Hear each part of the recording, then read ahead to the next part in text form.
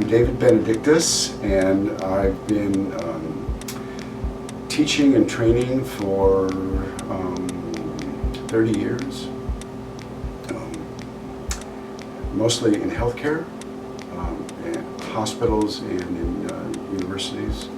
Last 7 years, I've done a lot of guest lecturing over at Portland State University in their women's studies programs.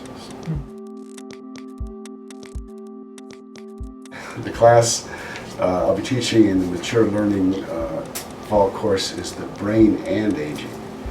And the recent discoveries in the last 20 years in neuroscience and the brain and aging is just phenomenal stuff. Like we mapped the human genome, we're in the process of mapping the brain as well. We still have a long ways to go. We're not as far along as we are with the genome, but we've made significant progress, and from that, although we know not a lot, we know significantly more than we did 20 years ago with the advance in imaging, MRIs and SPECT scans and PET scans and all those kind of imaging. We look in the brain, focus and look on what areas cause what behavior, where the disease is at, and also where to target our interventions. And we can predict the outcomes of certain types of experiences and how that will shape the brain. Because the brain is use dependent. It's a potential. It's born as a potential, and it probably should come with. Well, it actually absolutely should come with a user's guide, because it is only a potential, and most of the brain develops in the first 5 years in response to the environment.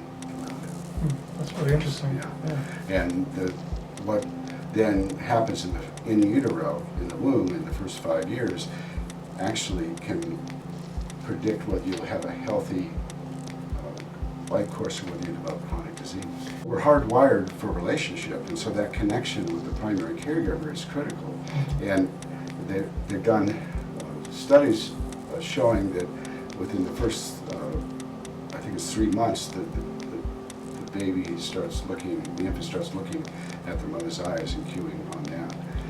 And then can read expressions and well, just remarkable things, like we have images now of babies smiling in the womb, and they come out smiling, infants smile, and they look for that reciprocal feedback that's called a response, or the servant volley kind of response. So they cue on human faces. They're wired to cue on human faces. Human beings. Well, we've lived in community for 130 million years. Yeah.